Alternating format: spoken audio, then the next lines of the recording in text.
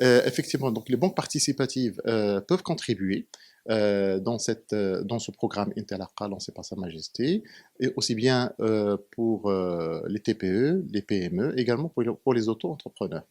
Il y a des produits bien sûr qui sont déjà lancés, qui sont le Murabaha, qui peuvent être adaptés aux convictions de certains entrepreneurs TPE, PME.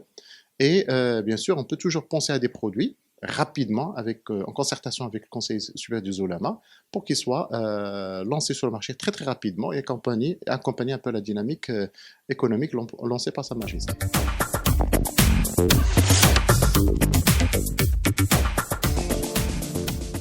Alors, les chiffres aujourd'hui sont très intéressants. On a pu quand même, malgré l'étroitesse de cet écosystème, malgré que le fait qu'il n'y a pas d'assurance et marché de capitaux, bah, pratiquement les financements Murabaha ont dépassé les 9 milliards, on est pratiquement à 10 milliards de dirhams sur l'ensemble. Une grande partie, 9 milliards, c'est pour l'immobilier, parce qu'il y avait une attente des ménages et des familles marocaines pour acheter leur logement en fonction de leurs convictions. Il restait également une partie de 1 milliard qui orienté vers tout ce qui est financement auto et équipement. Mais encore une fois, ce n'est que le début. Ce n'est que le début parce que si on avait un marché des capitaux et des assurances, on pouvait encore structurer des produits beaucoup plus intéressants, des produits qui sont vendus au niveau d'une banque, structurés au niveau d'une compagnie d'assurance participative et investis dans un marché des capitaux.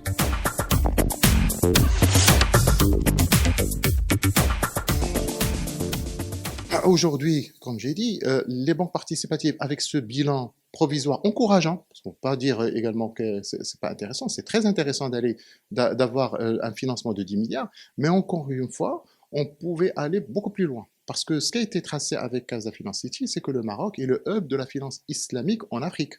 Et si on veut développer le hub ne peut pas se développer uniquement avec des banques. Il faut dès le départ tracer la vision, dire qu'il faut des délais précis.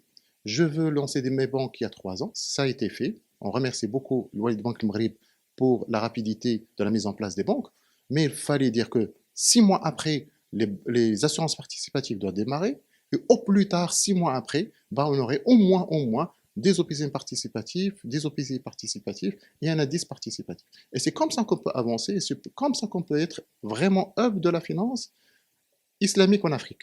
Il est aujourd'hui inexplicable qu'on continue à travailler sans des dates.